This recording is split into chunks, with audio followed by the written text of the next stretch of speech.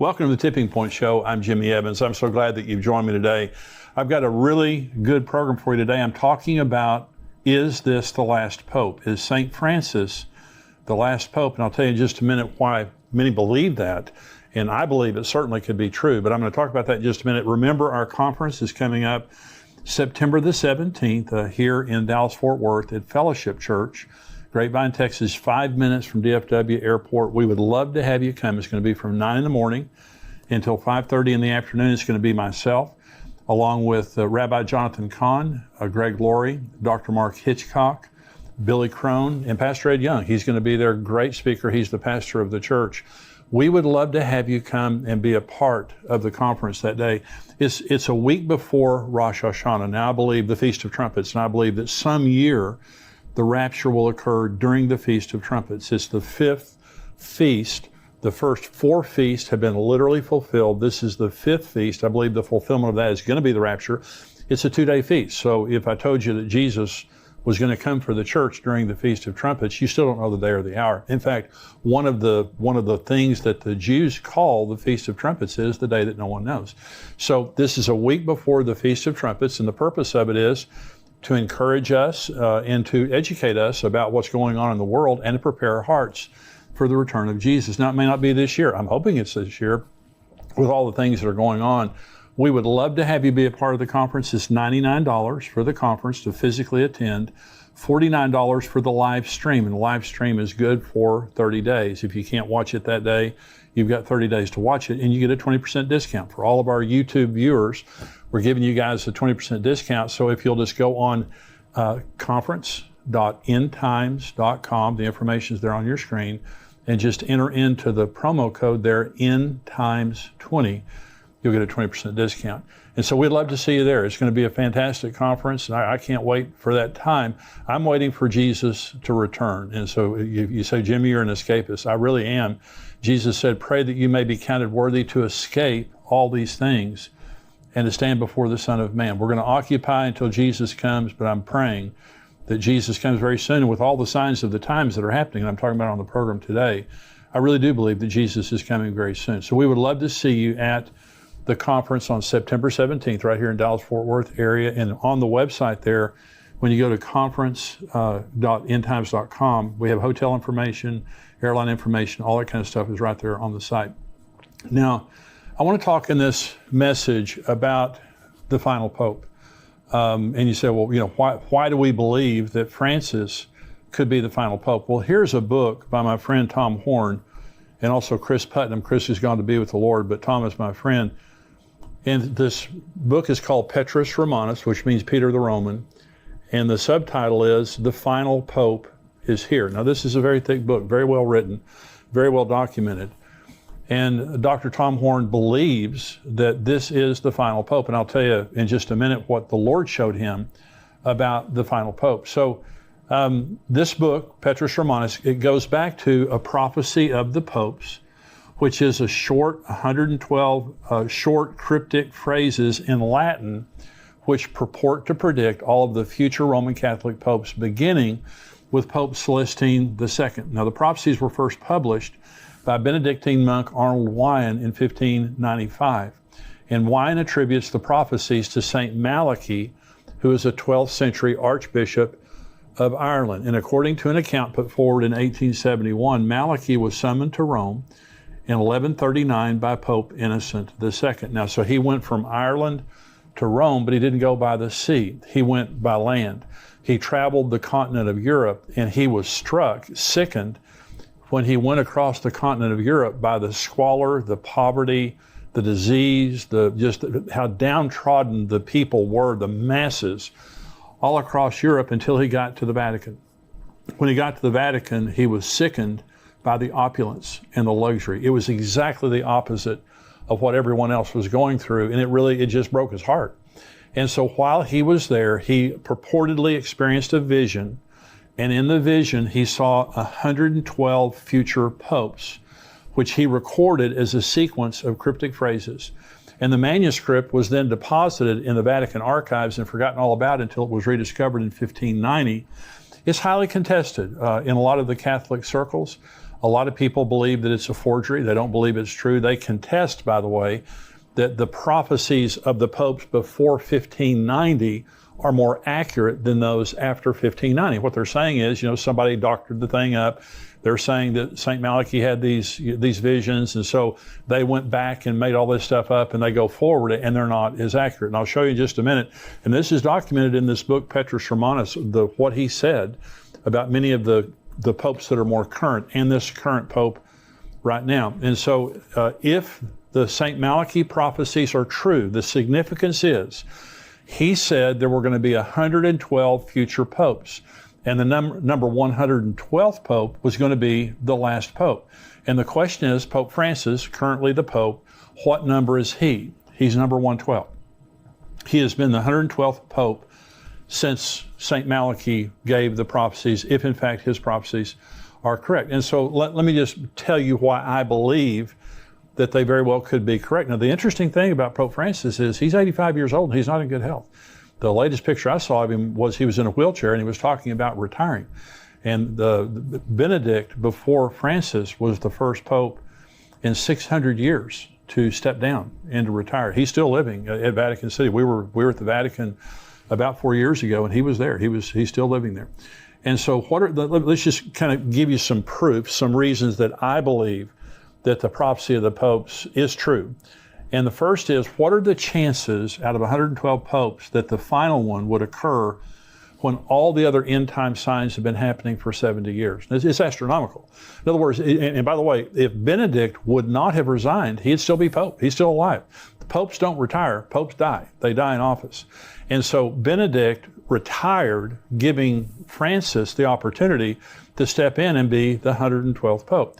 So remember, Israel's 74 years old. Okay, and the Pope now is 85 years old. Here's what Jesus said. Learn this parable from the fig tree. When its branch has already become tender and put forth leaves, you know that summer is near. So you also, when you see all these things, know that it is near at the doors. Assuredly, I say to you, this generation will by no means pass away till all these things take place. Heaven and earth will pass away, but my words will by no means pass away. So one of the things that you may have heard me say before, but it's worth repeating, and that is, every generation has had signs of the end times. Every generation has, since Jesus. They've had some crazy person you could think was the Antichrist. They've had earthquakes and famines and all those kinds of things like that. We're the only generation that has every sign. We have every sign of the end times, and we're the only generation with Israel. Okay, Israel was destroyed in AD 70. The Romans destroyed the city and the sanctuary, like Jesus said they would in Luke 21. They destroyed the city and the sanctuary, like Daniel said in Daniel chapter 9. And they were scattered to the four corners of the world. Okay, until 1948. Until the most important sign that we have that we're living in the end times is the reestablishment of Israel. But Jesus said the generation that sees these things will see all things fulfilled. What he was saying is the generation that sees the beginning will see the end. And so Psalm 90 says the days of a man's life are 70 years, or if by reason of strength, they're 80 years. We're 74 years in since Israel became a nation. And we have a pope who the St. Malachy prophecies are saying is the final pope, number 112, and he's 85 years old and not in great health. And so if the tribulation started today, and according to St. Malachy's prophecy, the final pope will lead the church, or lead his flock, the Catholics, through the tribulation. He will lead his flock through many tribulations. I'll read you the exact prophecy here in just a minute. And so if the tribulation began today, okay, he would be 92 years old when it ended. So there's a clock ticking really hard on this thing, both the generation that we're living in and also on the final pope. And so we're living in a world where we're seeing all the end time signs coming true. And if they haven't come true, they're about to come true. They're happening right before our eyes. They're unfolding before our eyes. Jesus said there'd be wars and rumors of wars. Look at what's happening in the world right now. Look what's happening in Russia, in Iran, China, and Taiwan. Russia and Ukraine, China and Taiwan, Israel and Iran. There are wars and rumors of wars all over the world. We have the first generation. When I was 10 years old, I came home one day and my mother was washing out pans and storage kind of vessels. and I asked her what she was doing, and she said, we're going to a war with the Russians. And we practiced in our school regularly nuclear drills where we had to get under our desk, like that's going to help, if a nuclear bomb goes off. But we had to get under our desk. Since I was 10 years old, this is the most serious nuclear threat that we've ever faced before. Vladimir Putin is maniacal. There's no doubt about that. And he's threatening, Norway, Sweden, all these countries, all the NATO countries. Us in America, he is threatening us with nuclear weapons on a regular basis. Anytime somebody defies him, this is the most serious nuclear threat in my lifetime. And so we have wars and rumors of wars. Jesus said there would be pestilence. Look at COVID. COVID is still making people sick all over the world, but we're in the third year now, almost the third year of COVID. And so look at all that's happening in the world. Famines. We have a worldwide food shortage right now. Where you have baby formula shortages, the worst crop in China's history. Their winter wheat crop was worse. 71% of the United States wheat crop was affected by drought. Where I'm from in the Texas Panhandle, somebody told me last week that their entire wheat crop is wiped out. That's the breadbasket of America up in the Panhandle of Texas in that area. And so famines, we have a very serious possibility of worldwide famines that are happening because of bad crops all over the world, and the fact that the sanctions are on Russia, and Russia and Ukraine export 1/3 of the world's grain. So we have a very serious thing. Worldwide fear and panic. Jesus said that men's hearts would fail them for fear and the expectation of things that are coming on the world. Mental health issues are epidemic. And suicide is epidemic, especially among young people. There are a lot of people killing themselves. And this is what Jesus said would happen because of just the oppression of the things that are happening, multiple things that are happening. People would just lose heart. Worldwide anti-Semitism. One of the things that has to happen for the end to happen is the whole world has to hate Israel, because the last scene of human history is Armageddon, when all the world marches against Israel. And by the way, right now, and I was telling you last week that President Biden wants a two-state solution for Israel. He's going to Jerusalem next month in July. He'll be the first president ever to visit East Jerusalem. He will visit it without any Israelis with him. They are bypassing the Israelis and opening an embassy now, a consulate in East Jerusalem, formally recognizing East Jerusalem as the capital for the Palestinians, and going to pre-1967 boundaries. This is what they're pushing for, which means 200,000 people, 200,000 Jews lose their homes in East Jerusalem, 400,000 Jews lose their homes in Judea and Samaria, known as the West Bank. They also lose the Golan Heights. It's not going to happen. And so anti-Semitism is rising all over the world. In Israel, in the United Nations Human Rights Council, the only standing agenda item is Israel. Every single time the Human Rights Council of the United Nations meets, they talk about Israel. And by the way, America called their hand on that just recently, which is a good thing. And so imagine this tiny little nation in the Middle East, the only democracy in the Middle East. They're more like the United States than any other country in the world. This tiny little nation has the world's attention, and the world hates them. They have been censured by the United Nations more than any other country in the world. And so why do they hate them so bad? Because it's the end times. It's a spirit. In Joel chapter 3, God says, I'm going to bring all the nations down to the valley of Jehoshaphat, and I'm going to enter into judgment with you there on account of my people, my heritage Israel, whom you've scattered among the nations, and you're dividing up my land. That's happening right before our eyes. So we have the 112th Pope in office, the last Pope. He's old. He can't live very much longer. He's old. And so we see all these end time signs taking place. The Gog-Magog war of Ezekiel 38 and 39. Look what's happening right now with Russia, Iran, Turkey, Syria. They're all on the northern border of Israel. Israel bombed the airport, the Damascus airport, just a few days ago. They bombed the tower, the runways, and they bombed all the cargo that had come in from Iran. And yesterday, Israel warned Syria that if they don't stop allowing the Iranians to fly weapons in there, they're going to start bombing his palaces. This is a big deal. And so I'm just saying, signs in the sun, moon, and stars, you go through all the things that are happening in the world right now. It's what Jesus said would happen. It's what the Bible said would happen in the end of time. And we just happen to have the 112th Pope. in office right now. And so I'm saying that's one reason that I believe that it's true. Now, if he dies or if he retires, well, it's going to put that to bed real quick. If you have a 113th Pope, well, that does away with all the conjecture right there. But for right now, we have number 112 in office. This book, Petrus Romanus, they talk about in the book, they document all the things that different popes that St. Malachy said about different popes. Let me read you just one of these. This is Pope Benedict XV. And from 1914 to 1922, he was the Pope. And St. Malachy said of him, religion depopulated. Okay, so in other words, he didn't know his name, but he just described Pope Benedict as religion depopulated. Okay, well, was that true? Well, he was the Pope during World War I, and during World War I, the Catholic Church was devastated as far as their members are concerned, but the Russian Orthodox Church lost 200 million members because of the Bolshevik Revolution, and some were killed and persecuted. So 200 million people left the Russian Orthodox Church because during the time of Pope Benedict XV, exactly what St. Malachy said would happen. And so Pope Benedict, by the way, the former Pope before Francis, his resignation was shocking because he was the first Pope in 600 years to resign. Of course, like I said before, he's still alive, but here's the interesting thing. Tom Horn saw in a vision, the Lord gave him a vision that Pope Benedict was going to resign in April of 2012. He said it publicly, that he was going to resign. Okay, well, it hadn't happened in 600 years, so it sounded kind of crazy.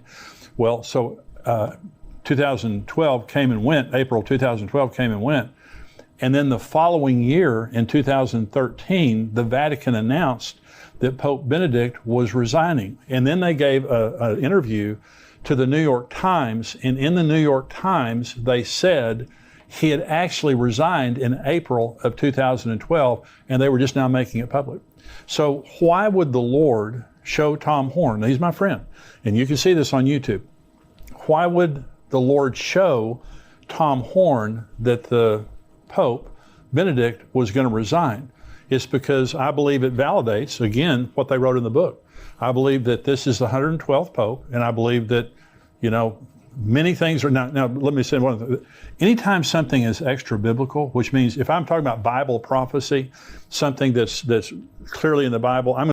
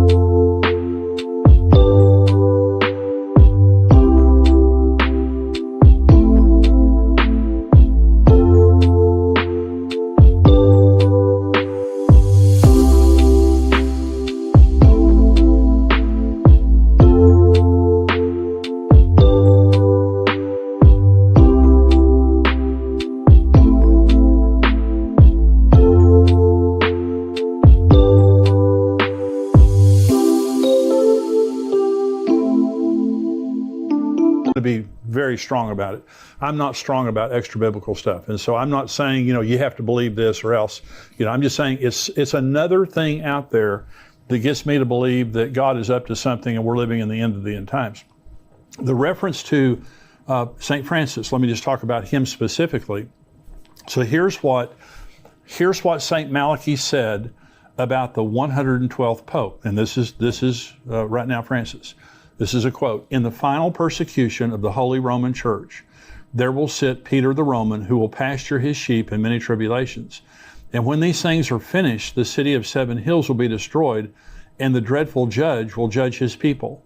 The end. That's it. Of all of his cryptic phrases for 112 popes, that's what he wrote about Francis, 112th Pope. And so right now, he's saying that this Pope is going to lead his flock through many tribulations. And then the city of 7 hills will be destroyed. That's Rome. Rome is the city of 7 hills. Rome will be destroyed. Okay, and many people believe now that the Pope is the false prophet. Some people believe the Pope is the Antichrist. But they believe now that the Vatican City, Rome, will be a place of judgment when Jesus returns, judging the false prophet, the Antichrist, those kinds of things. So is it true? In other words, is it true that this is the 112th Pope and he's going to be, the false prophet and lead his flock through many tribulations? We'll see. Now, by the way, when it says Peter the Roman, in this Petrus Romanus means Peter the Roman, and St. Malachi used the name Peter the Roman. So is that his name? Well, Pope Francis' real name is Jorge Mario Bergoglio. And so, but why would he be called Peter the Roman? Well, remember, his name as a pope is St. Francis, or Pope Francis. And he gets that from St. Francis of Assisi.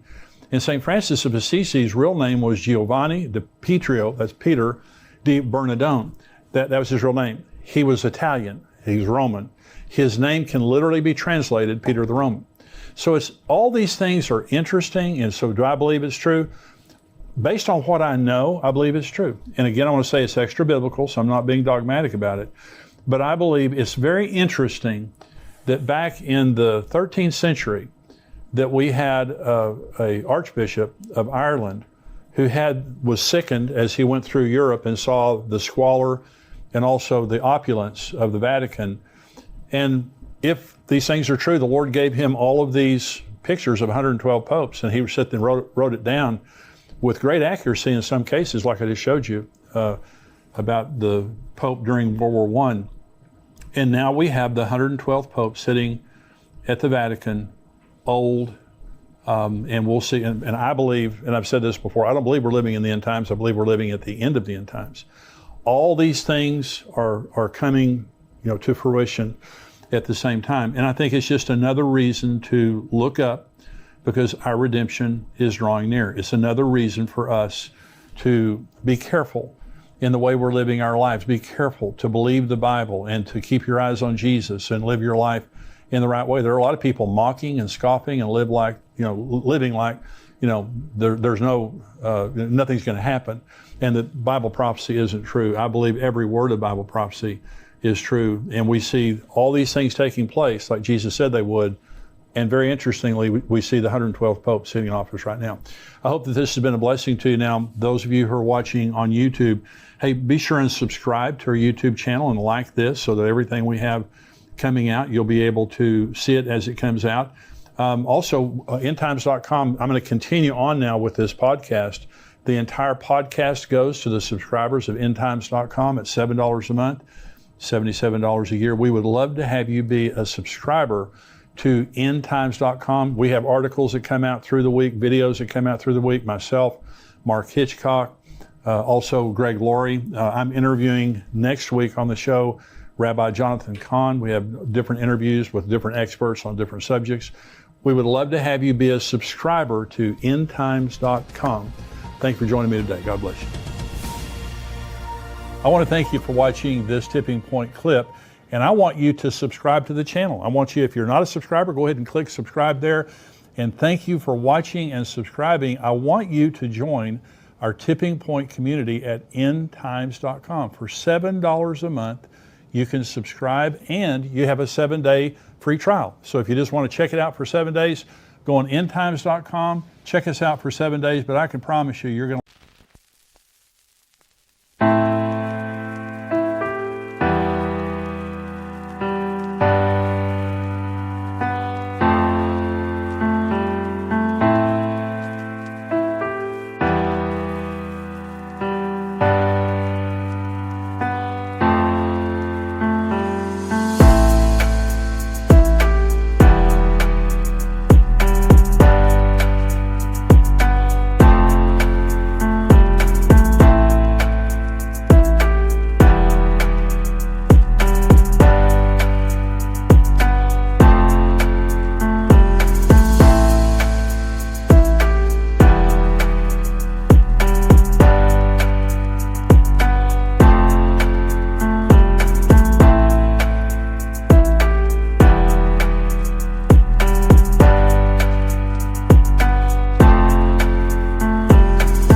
love the content.